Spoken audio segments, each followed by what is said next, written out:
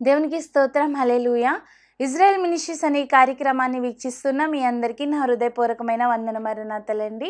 అందరూ బాగున్నారా? మీరందరూ బాగున్నారా నేను ఆశిస్తూ ఉన్నాను. మరొక చక్కని అంశంతో ఈ దినము దేవుడు మనందరితో కూడా మాట్లాడబోతున్నారు. ఈ దినం మన అంశం ఏంటంటే, దానియేలు గారు దేవునికి ఎందుకు బహుప్రియుడయ్యారు అనేటువంటి చక్కని అంశం ద్వారా ఈ దినం మనము కొన్ని విషయాల్ని ధ్యానించుకుందాం. వారి వాక్యాన్ని చదువుకున్నట్లయితే దానియేలు గ్రంథము 9వ అధ్యాయము 23వ వచనంలో మనం వాక్యాన్ని చదువుకున్నప్పుడు, నీవు బహుప్రియుడవు గనుక నీవు విజ్ఞాపనం చేయను ఆరంభించినప్పుడు ఈ సంగతిని నీకు చెప్పుటకు వెళ్ళవలెనని ఆజ్ఞ బయలుదేరెను. దేవునికి స్తోత్రం. హల్లెలూయా. ఈ సమయంలో కళ్ళు మూసుకుందాం, చిన్న ప్రార్థన చేసుకుందాం. శరణుతుడా, మౌనతుడా, సకలాశీర్వాదమునకు కారణభూతుడైన మా ప్రియ పరలోకపు తండ్రి, నీ నామానికే వేలాది స్తుతులు స్తోత్రాలయ్యా. నిలబడిన నాలో ఏ గొప్పతనం లేదేసయ్యా, ఏ మంచితనం లేదు ప్రభా. నాలోని మానవస్వరాన్ని మరుపరిచి మీరే మీ దైవస్వరంతో సూటిగా తేటగా మాట్లాడండి. వినే చెవులను పరిశీలించే హృదయాలని బిడ్డలైన వారందరికీ దయచేయండి. నీ కృపగల హస్తం తోడుగొంచి నా నోట మీ మాట ఉంచి మీరే మాట్లాడి బలపరిచి దీవించమని యేసు నామములో వేడుకొనుచున్నాము పరమ తండ్రి. ఆమేన్, ఆమేన్. అందరికీ నా తండ్రి, ఈ దినము మన దేవుడు మనతో మాట్లాడుతున్న అంశం ఏంటంటే, దానియేలు ఎందుకు దేవునికి బహుప్రియుడయ్యారు అనేటువంటి అంశం ద్వారా కొద్ది నిమిషాలు మనము దేవుని వాక్యాన్ని ధ్యానించుకుందాం. ఎవరు కూడా నిర్లక్ష్యం చేయకుండా ఈ కొద్ది సమయము దేవుని మాటలు శ్రద్ధగా విందాం. ఎందుకంటే శ్రద్ధగా వినుట ద్వారా దేవుని ఆశీర్వాదం మనం పొందుకుంటాం, అశ్రద్ధగా వినుట ద్వారా దేవుని శాపాన్ని మనం పొందుకుంటాం. కనుక చక్కగా దేవుని మాటలు కొంత సమయం విందాం. దానియేలు గారికి దేవుడు చక్కని సాక్ష్యం ఇచ్చారు. ఏంటంటే, దానియేలు గారు దేవునికి బహుప్రియుడు. దేవునికి స్తోత్రం. హల్లెలూయా. చూసినట్లయితే బైబిల్ గ్రంథంలో అనేక మంది భక్తులకి దేవుడు చక్కని సాక్ష్యములు ఇవ్వడం జరిగింది. మోషేని దేవుడు అన్నారు, నా ఇల్లంతటిలో నమ్మకమైన వాడు, భూమి మీద మిక్కిలి సాత్వికుడు అని మోషే గారికి మంచి సాక్ష్యంను దేవుడు ఇచ్చారు. అలాగే నోహు గారికి దేవుడు సాక్ష్యం ఇచ్చారేమనంటే, నోవాహు గారు ఆ తరం వారందరిలో కూడా నీతిమంతుడిగా నిందారహితుడిగా ఉన్నారని దేవుని వాక్యం సెలవిస్తుంది. అలాగే మనం చూసినట్లయితే యోసేపు గారికి దేవుడు సాక్ష్యం ఇచ్చాడేమనంటే, యోసేపు గారు ఫలించేడి కొమ్మగా దేవుని యొద్ద నుండి గొప్ప సాక్ష్యంను పొందుకున్నారు. అలా అబ్రహాము గారికి విశ్వాసులకు తండ్రి అని అనేక మందికి అనేకమైన సాక్ష్యములు దేవుడు ఇవ్వడం జరిగింది. ఈ యొక్క దానియేలు గారికి కూడా దేవుడు సాక్ష్యం ఇచ్చారు ఏంటంటే, దానియేలు గారు బహుప్రియుడిగా ఉన్నారు దేవునికి స్తోత్రం. హల్లెలూయా.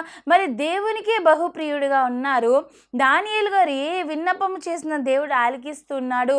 దానియేలు గారిని దేవుడు అంతటి స్థితిలో దేవుడు ఉంచారు. గల కారణం ఏంటంటే, దానియేలు గారు దేవునికి బహుప్రియుడుగా, దేవునికి మరింత దగ్గరగా, దేవునికి ఇష్టముగా ఆయన ఉన్నట్లుగా మనం చూస్తూ ఉన్నాం.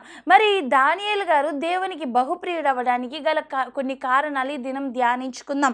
పరిశుద్ధ గ్రంథంలో మనం చూసినట్లయితే మొట్టమొదటిగా దానియేలు గారు బహుప్రియుడు అవ్వడానికి గల కారణం ఏంటంటే, దానియేలు గారు పవిత్రంగా జీవించారు. ఈరోజు వాక్యం వింటున్న మనం కూడా దేవుని సన్నిధిలో ఎలా ఉండాలండి?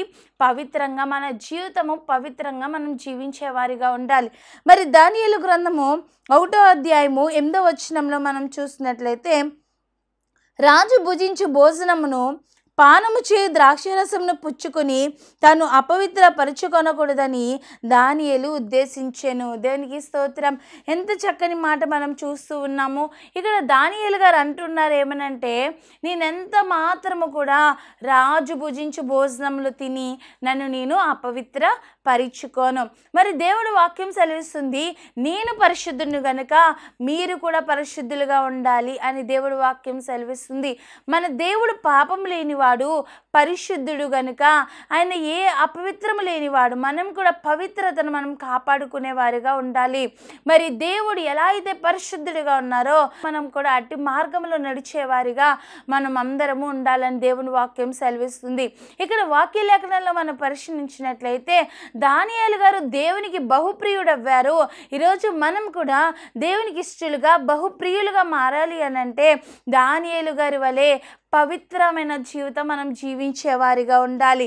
ఇక్కడ మనం చూసినట్లయితే దేవుని వాక్యం సెలవిస్తుంది, నేను పరిశుద్ధులను గనుక మీరును పరిశుద్ధులై ఉండునట్లు మిమ్మల్ని మీరేం చేయాలంట, పరిశుద్ధపరుచుకోవాలని.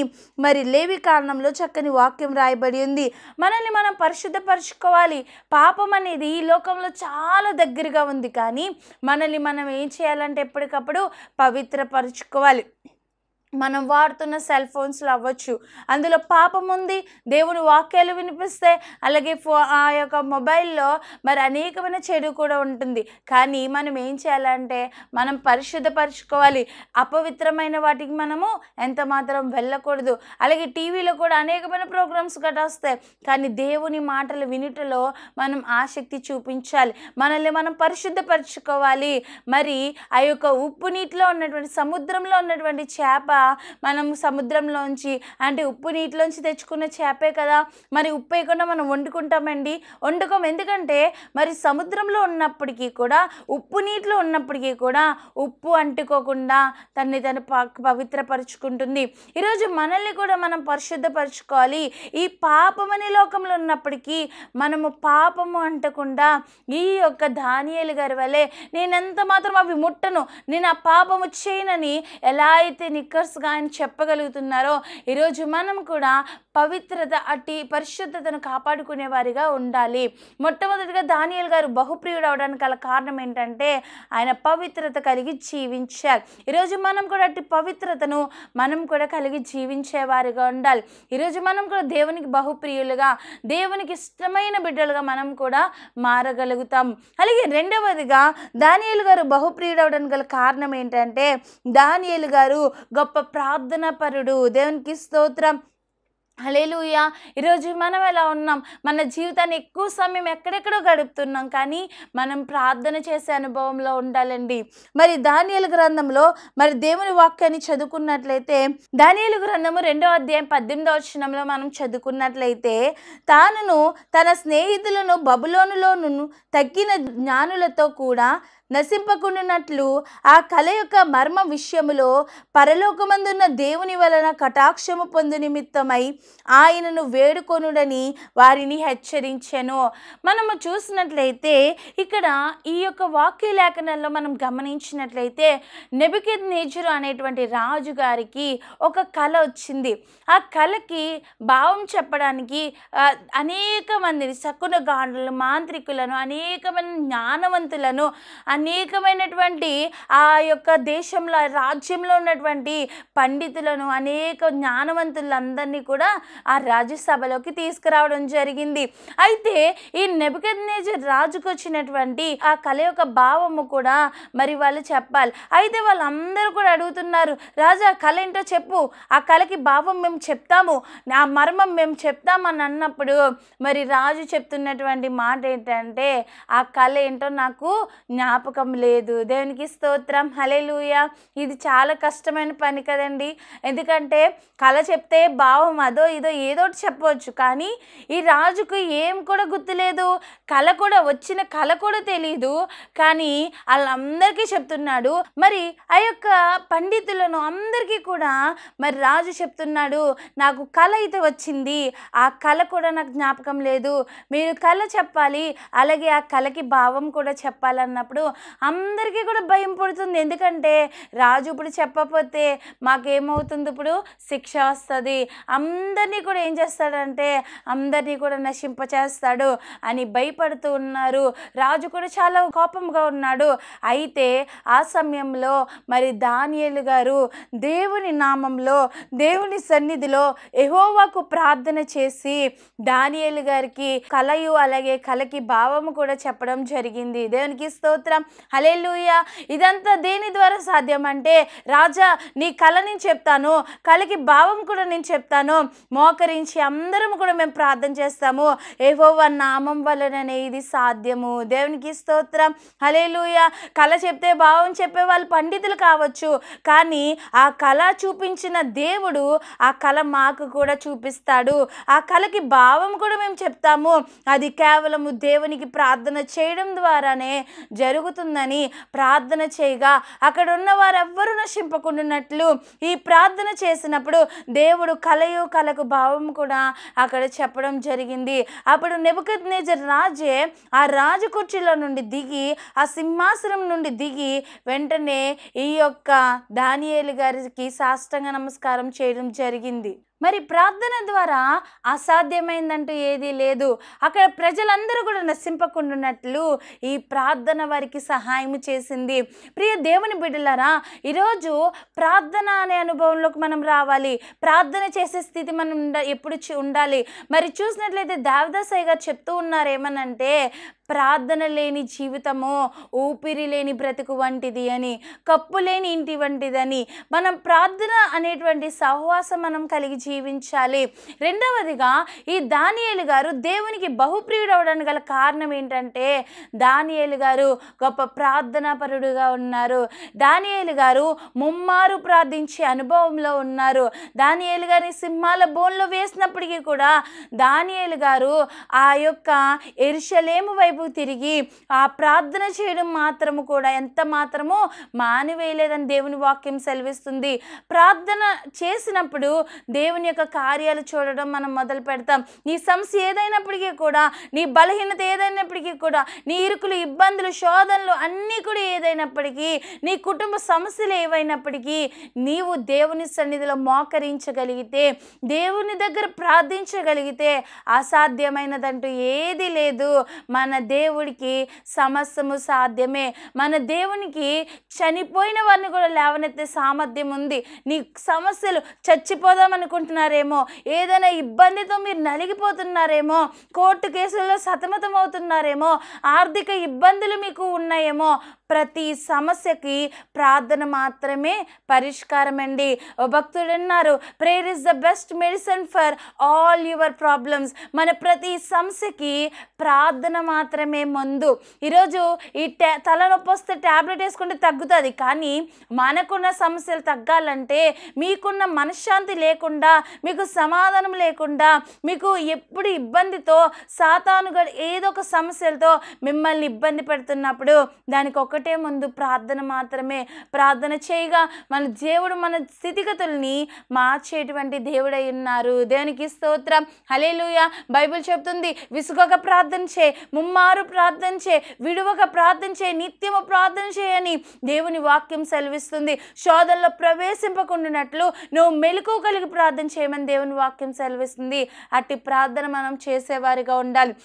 ఎడతెగక ప్రార్థన చేయాలి, ఉపవాసం ఉండి ప్రార్థన చేయాలి. మనమందరూ కూడా మోకరించి దేవుని సన్నిధిలో ప్రార్థన చేయాలి. భక్తులైన వారు అటు రీతిగా ప్రార్థించారు. ఆ ప్రార్థన దేవుడి సన్నిధి చేర్చుకుని వాళ్ళకున్న ప్రతి సమస్యలు విడిపించాడు. ఈ దినం మనం కూడా ప్రార్థించినప్పుడు దేవుడు గొప్ప కార్యం చేస్తాడు. దావీదు గారు మరి ఆ సౌలు నుండి తన ప్రాణం రక్షించి కూడా ప్రార్థన చేశారు.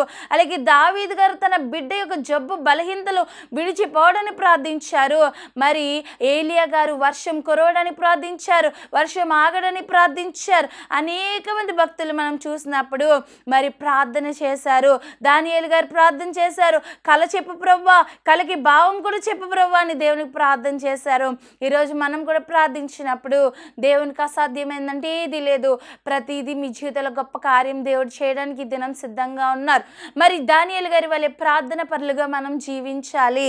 అలాగే మూడవదిగా మనం చూసినట్లయితే దానియేలు గారు పరిశుద్ధ గ్రంథాన్ని పఠించిన వాడు కనుక దేవునికి బహుప్రియుడయ్యారు. అంటే ఈ యొక్క దానియేలు గారు మూడవదిగా దేవునికి ఎందుకు బహుప్రియుడయ్యారంటే, వాక్యాన్ని చదివేటువంటి మంచి లక్షణం కలిగి ఈ యొక్క దానియేలు గారు ఉన్నారు. దేవునికి స్తోత్రం, హల్లెలూయా. మరి ఈ లోకంలో స్కూల్లో టీచర్స్ పిల్లలకి నేర్పిస్తారు what is a good habits అని కదండి. ఏంటి గుడ్ హ్యాబిట్స్? మార్నింగ్ లేచగానే మీ టీత్ ఏం చేయాలి, మీరు బ్రష్ చేయాలి, స్నానం చేయాలి, హ్యాండ్స్ వాష్ చేసుకోవాలి, ఇవి నేర్పిస్తారు కదండి. మరి మెయిన్ క్రైస్తవుల గుడ్ హ్యాబిట్ ఏంటంటే మరి బైబిల్ చదవడము. ఈ యొక్క దానియేలు గారికి ఉన్నటువంటి ఆ హ్యాబిట్లో మంచి లక్షణం ఏంటంటే, ఒకటి ముమ్మారు ప్రార్థన చేయడము, ఇంకోటి ఏంటంటే ప్రార్థన చేసేటువంటి చక్కని లక్షణం కలిగి ఈయన జీవిస్తూ ఉన్నారు. దేవునికి స్తోత్రం, హల్లెలూయా. మరి ఈ యొక్క వాక్యాన్ని చదివేటువంటి, బైబిల్ చదివేటువంటి చక్కని అనుభవంలో ఉన్నారు. మరి దేవుని వాక్యం సెలవిస్తుంది. మరి కీర్తనల గ్రంథం 1వ అధ్యాయంలో చక్కని వాక్యం రాయబడి ఉంది ఏమనంటే దీవారాత్రములు మనము దేవుని వాక్యంను ధ్యానించాలి. ఎవరైతే దేవుని వాక్యాన్ని ధ్యానిస్తారో వారు నీటి కాలువలు ఏరున నాటబడినదై ఆకువాడక తన కాలమందు ఫలమిచ్చి చెట్టు వలె ఉంటారని దేవుని వాక్యం సెలవిస్తుంది. అతడు చేయనదంతయు సఫలమవును. ఎవరైతే దీవారాత్రములను మనం అంటండి దుష్టులతో సహవాసం చేయకూడదు, పాపులతో సహవాసం చేయకూడదు, అపహాసులు కూర్చుండు చోటును కూర్చుండకూడదు, ఆ చెడు మార్గం నడవకుండా, అపహాసులు కూర్చుండు చోటును కూర్చుండకుండా దీవారాత్రములను దేవుని వాక్యమును ధ్యానించుచు ఆ వాక్యమందు ఆనందించి ఆ వాక్య మార్గం నందు అనుసరించి నడిచినప్పుడు నీటి కాలువలు ఏరున నాటబడిన చెట్టు వలె నిత్యము ఫలభరితంగా మీ జీవితాలని దేవుడు ఉంచడానికి సిద్ధపడుతూ ఉన్నారు. వాక్యం వింటున్న ప్రియ దేవుని బిడ్డ, ఇప్పటి వరకు మనం వాక్యం చదువుకోవట్లేదేమో, వాక్యాన్ని చదివేటువంటి చక్కని అనుభవంలోకి మనం ఉండాలి. వాక్యం చదివినప్పుడు దేవుడు మనతో మాట్లాడతాడు. ప్రార్థన చేయడం అనగా మనం దేవునితో మాట్లాడడం, వాక్యం చదవడం అనగా వాక్యం ద్వారా దేవుడు మనతో మాట్లాడతారు. ప్రార్థన అనగా దేవునితో మనం మాట్లాడుతాం, మనకున్న సమస్యలు చెప్తున్నాం, ఈ వాక్యం ద్వారా మళ్ళీ దేవుడు మళ్ళీ మనతో మాట్లాడతారు. కాబట్టి మనం అందరం కూడా వాక్యం చదివేవారిగా ఉండాలి. దేవునికి స్తోత్రం, హల్లెలూయా. మనం చూసినట్లయితే దానియేలు గారు వాక్యం చదువుతున్నారు, ప్రతి దినము కూడా ఆయన వాక్యాన్ని చదువుతూ ఉన్నారు. ఈరోజు మనం కూడా వాక్యాన్ని చదవాలి. ఎజ్రా గారు కూడానండి చక్కగా వాక్యంలో ఆయన చాలా పాండిత్యం కలిగి ఉన్నట్టు మనం చూస్తూ ఉన్నాం వాక్యంలో. మరి ఈ ఎజ్రా గారు దేవుని సన్నిధిలో ఎక్కువగా వాక్యం చదివి బైబిల్ చదివి గ్రంథాలని పరిశీలించువాడగా మరి ఎజ్రా గారు ఉన్నారు. అందుకే ఎజ్రా గారు ఏది మరి రాజు దగ్గర విన్నపము ఆయన అడిగినా వెంటనే రాజు వాటికి ఒప్పుకున్నట్లుగా మనం చూస్తూ ఉన్నాం. ఈరోజు మనం కూడా వాక్యం చదివినప్పుడు దేవునికి ఏ అవసరమో అవన్నీ కూడా తీరుస్తాడు. వాక్యం ద్వారా నీకు సమాధానం ఇస్తాడు. ఈ వాక్యం ద్వారా నీకు సమాధానం ఇస్తారు. ఈ వాక్యం ద్వారా నీకు జ్ఞానమునిస్తారు. ఈ వాక్యం ద్వారా దేవుడు నీకు ఏ మార్గం వెళ్ళాలో, ఎట్టి రీతిగానే ఉండాలో, ఏ విషయంలో నీకు ఎప్పుడు ఏం అవసరమో ఈ వాక్యం ద్వారా దేవుడు నీకు బయలుపరుస్తారు. మరి వాక్యం చదివిన మరి అనేక మంది భక్తుల్ని దేవుడు జ్ఞానవంతులుగా తీర్చిదిద్దాడు. ఈ లోకంలో మనము హాస్పిటల్కి వెళ్ళి తిరిగి క్షేమంగా వస్తున్నాం. ఎంత పెద్ద ఆపరేషన్లైనా క్షణంలో మరి చేస్తున్నారు. మనం తట్టుకోగలుగుతున్నాం అంటే గల కారణము క్లోరోఫామ్ కదండి. అది మొత్తు ఇంజెక్షన్. ఈరోజు మొత్తు లేకుండా మన కళ్ళ ఎదురుగుండా అలా కోస్తే చిన్న పిన్నిస్ మనకి ఆ పిన్ను గుచ్చుకుంటేనే మనకి చాలా బాధ కదండి. చిన్నగా మనకి ఏదైనా గీరుకుంటేనే మనకి చాలా బాధ. కానీ ఇంత మనకి ఆపరేషన్లు పెద్ద పెద్ద ఆపరేషన్లు జరుగుతున్నాయి. కళ్ళు కోస్తున్నారు, మరి ముక్కులు, మరి కిడ్నీ ఆపరేషన్లు, హార్ట్ ఆపరేషన్లు, ఇవన్నీ ఓపెన్ చేసి మరి ఆపరేషన్లు చేస్తున్నారంటే మరి దానికి కంపల్సరీ ఏముండాలి? మొత్తు అనేది ఉండాలి. ఈ మొత్తు పదార్థాన్ని, ఈ క్లోరోఫామ్ని ఎవరు కనిపెట్టారంటే బైబిల్ని చదివినటువంటి వ్యక్తి కనిపెట్టాడు. అంటే ఈ బైబిల్ సకల జ్ఞానమును అనుగ్రహించేటువంటిది. బైబిల్ ద్వారా మరి వాక్యం చదవడం ద్వారా దేవుడు జ్ఞానం ఇస్తాడు. నీ భార్యతో ఎలా ఉండాలో నేర్పిస్తుంది బైబిల్. నీ భర్తతో ఎలా ఉండాలో నేర్పిస్తుంది. తల్లిదండ్రులు పిల్లలతో ఎలా ఉండాలో దేవుని వాక్యం నేర్పిస్తుంది. పిల్లలు తల్లిదండ్రులతో, తల్లిదండ్రులు పిల్లలతో ఎలా ఉండాలో నేర్పిస్తుంది. నీవు ఇరుగు పొరుగు వారితో ఏం మాట్లాడాలో, ఎలా మాట్లాడకూడదు ఈ బైబిల్ నేర్పిస్తుంది. ఏ సమయమున ఎక్కడ ఎలా ఉండాలో, ఏ సమయం ఏం చేయాలో, మరి రెండంచుల ఖడ్గము వంటిది మరి దేవుని వాక్యము. దేవునికి స్తోత్రం, హల్లెలూయా. దేవుని వాక్యం మిమ్మల్ని ప్రేమిస్తుంది, దేవుని వాక్యం మిమ్మల్ని ఖండిస్తుంది కూడా. ఎప్పుడు ఏం చేయకూడదో చెప్తుంది, ఎప్పుడు ఏం చేయాలో, ఎలా ప్రేమించాలో కూడా ఈ వాక్యం మనకి నేర్పిస్తుంది. అందుకే మనం పరిశుద్ధ గ్రంథం చదవాలి. ఈ దానియేలు గారు మూడవదిగా దేవునికి బహుప్రియుడవడానికి గల కారణం ఏంటంటే దేవుని వాక్యాన్ని చదివే అనుభవంలో ఉన్నారు. అలాగే మనం నాలుగవదిగా మనం చూసినట్లయితే మరి దానియేలు గారు దేవునికి బహుప్రియుడవడానికి గల కారణం ఏంటంటే దానియేలు గారు దేవుని దృష్టికి నిర్దోషిగా ఉన్నారు గనుకనే దేవునికి బహుప్రియుడయ్యారు. ప్రియమైన దేవుని బిడ్డలారా, దానియేలు గారిలో ఏ తప్పదం లేదు, ఏ పాపం లేదు. ఆయన చాలా నిర్దోషిగా చక్కగా దేవునికి ఇష్టమైన బిడ్డగా ప్రతి విషయంలో, ఒక ప్రార్థన విషయం, బైబిల్ చదివే విషయాల్లో, పవిత్రంగా జీవించడంలో ఆయనకి పోటీ లేనట్టుగా ఆ యొక్క ప్రాంతంలో ఆయన దానియేలు గారు గారు చక్కని సాక్ష్యం సంపాదించుకున్నారు. అలాగే దేవుడే అంటున్నారు, ఆయనకి దేవుడి దృష్టిలో కూడా ఆయన ఎలా ఉన్నారంటండి, నిర్దోషిగా ఉన్నారు. మనం వాక్యాన్ని చదువుకున్నట్లయితే దానియేలు గ్రంథం 6వ అధ్యాయము 22వ వచనంలో రాయబడి ఉంది, నేను నా దేవుని దృష్టికి నిర్దోషినిగా కనబడితిని గనుక ఆయన తన దూతను సింహములు నాకు ఏ హాని చేయకుండా వాటి నోళ్లను మూయించి వేసెను. దేవునికి స్తోత్రం, హల్లెలూయా. మరి దేవుని దృష్టికి మరి సింహాలు ఏం చేయలేదంటే ఆకలితో ఉన్న సింహాల బోన్లో వేసినప్పటికీ ఆ సింహాలు కూడా ఈ దానియేలు గారికి దూరంగా వెళ్ళి ఆ మూలలు ఉన్నాయి. దానియేలు గారిని ప్రార్థన చేసుకుంటున్నారు. అందరూ ఆశ్చర్యపోతున్నారు, బయటికి ఎలా క్షేమంగా రాగలిగాడు ఈ దానియేలు, మేము కుట్ర పని సింహాల బోన్లో వేయించాం కదా, ఎలా వచ్చాడంటుంటే దానియేలు గారు అనగలుగుతున్నారు, నేను దేవుని దృష్టికి నిర్దోషిగా ఉన్నాను, దేవుడు తన దూతను పంపి ఈ సింహాల నోళ్లను కూడా మూయించాడు, నా దేవుడు సింహాల నోళ్లను మూయించి నన్ను రక్షించిన దేవుడు అని చెప్తూ ఉన్నారు. దేవునికి స్తోత్రం, హల్లెలూయా. ఆ బాధలో ఉన్నప్పటికీ కూడా మోకరించి ప్రార్థన చేయడము ఎంత మాత్రం మానలేదు. ప్రియ దేవుని బిడ్డ, మనం కూడా నిత్యము దేవుణ్ణి వెదకాలి, నిత్యము దేవుని సన్నిధిలో ప్రార్థన చేయాలి. మరి 5వదిగా మనం చూసినట్లయితే దానియేలు గారు జీవం గల దేవునికి నిత్యము ప్రార్థన చేస్తున్నట్లుగా, నిత్యము సేవించుచున్నట్లుగా, పూజిస్తున్నట్లుగా మనం చూస్తూ ఉన్నాం. మరి దానియేలు గారు వలె మనం కూడా జీవం గల దేవునికి నిత్యము సేవించే వారిగా ఉండాలి. అలాగే 6వదిగా మనం చూసినట్లయితే దానియేలు గారు దేవుని దృష్టికి నమ్మకస్తుడిగా ఉన్నారు. దేవునికి స్తోత్రం, హల్లెలూయా. దేవుని దృష్టికి ఎలా ఉన్నారండి, నమ్మకస్తుడిగా ఉన్నారు. ఈరోజు నమ్మకమైన వానికి దీవెనలు మెండుగా కలుగుతాయని సామెతల గ్రంథంలో రాయబడి ఉంది. మనం కూడా నమ్మకస్తులుగా ఉండాలి, నమ్మకమైన వారిగా మనం ఉండాలి. ఈ దానియేలు గారు బహుప్రియుడవడానికి గల కారణము, దేవునికి ఇష్టడవడానికి గల కారణం ఏంటంటే, ఆయన బహుప్రియుడవడానికి గల కారణం ఏంటంటే ఆయన దేవునికి నమ్మకస్తుడిగా ఉన్నారు. ఈరోజు మనం కూడా దేవునికి నమ్మకమైన వారిగా ఉండాలి. ఈరోజు దేవుని పనిలో మనం నమ్మకం కలిగి ఉంటున్నామండి. మీ యొక్క పనిలో మీరు నమ్మకం కలిగి ఉంటున్నారా? నమ్మకస్తుడిగా దేవుని పనిలో మనం నమ్మకంగా ఉండాలి. ఎంతమంది సన్నిధికి మానకుండా దేవుని పరిచర్యలో చక్కగా వాడబడే వాళ్ళు ఎంతమంది ఉన్నారంటే చాలా తక్కువ మంది కదండి. కానీ మనం దేవుని పనిలో నమ్మకంగా ఉండాలి, దేవుని పరిచర్యలో మనం నమ్మకంగా ఉండాలి. దేవుని పనిలో నా వంతు నేను ఏం చేయగలను, ఆ పనిని నేను తప్పకుండా నమ్మకంగా ఆయన సన్నిధిలో చెయ్యాలి అనేటువంటి ఆలోచన మనందరం కలిగి ఉండాలి. మనం చూసినట్లయితే ఈ దానియేలు గారు దేవుని దృష్టికి నమ్మకంగా మనకి కనిపిస్తూ ఉన్నారు. మరి దానియేలు గ్రంథము 6వ అధ్యాయం 4వ వచనంలో మనం చదువుకున్నట్లయితే, అందుక ప్రధానులను, అధిపతులను, రాజ్యపాలన విషయంలో దానియేలు మీద ఏదైనా ఒక నింద మోపవలెనని ఉండి తగిన హేతువు కనిపెట్టుచుండిరి. కానీ దానియేలు నమ్మకస్తుడై ఏ నేరమైనను ఏ తప్పైనను చేయువాడు కాడు గనుక దానియేలులో తప్పైనను లోపమైనను కనుగొనలేకపోయిరి. మనం చూసినట్లయితే దానియేలు గారు అక్కడ కూడా దేవుని మహిమార్థంగా ఉన్నారు.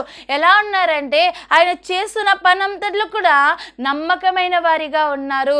ఈరోజు వాక్యం విన్న ప్రియమైన దేవుని బిడ్డలారా, మీ ఉద్యోగాల్లో అవ్వచ్చు, ప్రతి విషయంలో నమ్మకంగా ఉండాలి.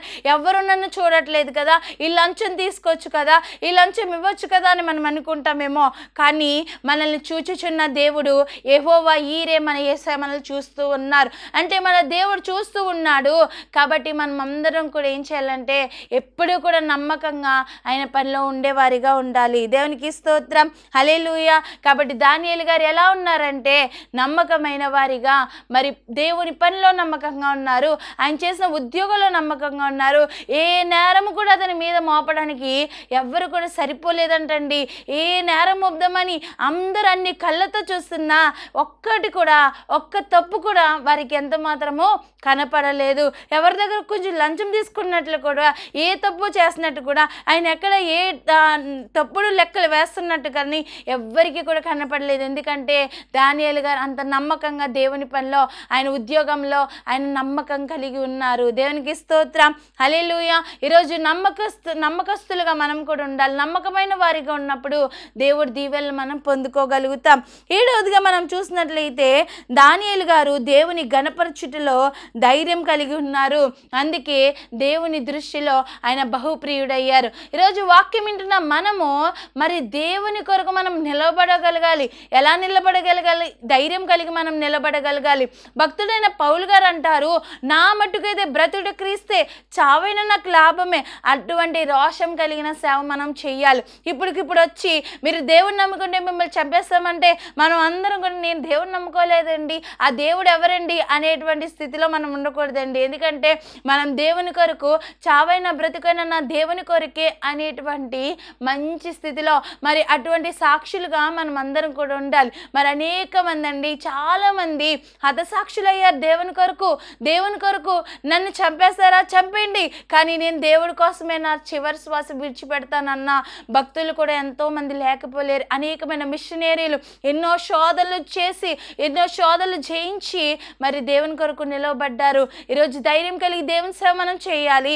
ఈ దానియేలు గారు ఎలా ఉన్నారంటే ధైర్యం కలిగి దేవుని యొక్క పని చేశారు, దేవుని ప్రకటించారు. మరి మనం చూసినట్లయితే బెల్షస్సరు రాజు దేవుని ఉపకరణములను ఉపయోగించి ఆయన త్రాగుతున్నప్పుడు దేవుడు ఏం చేశారంటే మరి ఈ యొక్క బెల్షస్సరు రాజుకి కళ చూపించాడు. ఆ కళకి భావం ఏంటో తెలియని సమయంలో మరి ఈ యొక్క మహారాణి అంటుంది ఏమనంటే, నాకు తెలిసినటువంటి ఒక వ్యక్తి ఉన్నాడు, దానియేలు గారు, ఆ కళకి భావం చెప్తారన్నప్పుడు మరి దానియేలు గారిని పిలిచి మరి కళకి భావం చెప్పన్నప్పుడు మరి ఈ యొక్క దానియేలు గారు కళకి భావం చెప్తున్నారు. అప్పుడు కళకి భావం చెప్తున్న నీకు నేను ఏది అవసరమైతే అది ఇస్తాను, నీకు ఏం కావాలంటే అవి ఇస్తాను అన్నప్పుడు, రాజా నాకేమీ వద్దు, ఈ కళకి భావం నేను చెప్తాను అని చెప్పినప్పుడు, నువ్వు చేసిన తప్పు ఎలాంటిదంటే దేవుని ఉపకరణములను మీరు పాడు చేశారు, అది దేవుని దృష్టికి ఎంత మాత్రము నచ్చలేదు. మెనే టెకెల్ ఒపార్సిస్ అంటే మరి దేవుడు మిమ్మల్ని లెక్కతో వచ్చినప్పుడు మీరు సరితూగలేదు, దేవుని దృష్టిలో మీరు తక్కువగా ఉన్నారని మరి హెచ్చరించి చెప్పి ధైర్యం కలిగి ప్రకటించినటువంటి గొప్ప భక్తుడు దానియేలు గారు. ప్రియ దేవుని బిడ్డ, ఈరోజు దేవుని కొరకు మనం నిలబడగలుగుతున్నామా? ఎవరైనా సరే వచ్చి మనల్ని ఏదైనా అడిగినప్పుడు దేవుని కోసం మనం తక్కువ చేసి చెప్పకూడదు, దేవుడి కొరకు ధైర్యం కలిగి ప్రకటించే వారిగా మనం అందరం ఉండాలి. ఈ దానియేలు గారు దేవునికి బహుప్రియుడవడానికి గల కారణం ఏంటంటే ధైర్యం కలిగి దేవుని ప్రకటించే చక్కని సామర్థ్యం కలిగిన వ్యక్తిగా మనకి దానియేలు గారు కనిపిస్తున్నారు. ఈరోజు దేవుని దగ్గర చక్కని సాక్ష్యం మీరు కూడా పొందుకోవాలంటే దానియేలు గారి వలె చక్కగా ఇటు లక్షణాలు మనం అందరం కలిగి ఉండాలి. అప్పుడు భక్తుల్ని దేవుడు మంచి సాక్ష్యం ఇచ్చినట్లుగా ఈ దినం బలా మంచి దాసుడా, బలా మంచి దాసురాలా అని దేవుడు మిమ్మల్ని కూడా చక్కని సాక్ష్యం ఇచ్చి మిమ్మల్ని ఇష్టపడుతూ ఉన్నారు. ఈ కొద్ది మాటలు దేవుడు మనందరి వినుకుల్లో ఆశీర్వదించి ఫలభరితంగా మిమ్మల్ని ఉంచును గాక. ఆమేన్, ఆమేన్. Praise the lord. Israel ministries అనే కార్యక్రమాన్ని వీక్షిస్తున్న మీ అందరికీ నా హృదయపూర్వకమైన వందన మరణాతలండి. ఈ వర్తమానాలు మీ అందరికీ ఆశీర్వాదకరంగా ఉన్నట్లయితే ప్రార్థించండి. అలాగే దేవుడు మీకు ప్రేరేపించినట్లయితే మరి కింద కనిపిస్తున్న స్క్రీన్ మీద కనిపిస్తున్న ఫోన్పే నెంబర్, గూగుల్ పే నెంబర్కి మీరు మీ సహకారాన్ని అందించండి. మరి ఎందుకంటే ప్రతి దినము కూడా మీ ముందుకు రావాలనే ఆశ, ప్రతి దినము కూడా వాక్యం చెప్పాలని ఆశ కలిగి ఉన్నాము. మరి మీ సహకారాన్ని అందిస్తారని కోరుతున్నాము. ఈ కొద్ది మాటలు దేవుడు దీవించును గాక. మిమ్మల్ని మీ కుటుంబాన్ని దేవుడు సమృద్ధిగా ఆశీర్వదించి దీవించును గాక. ఆమేన్. అందరికీ ప్రైజ్ ది లార్డ్.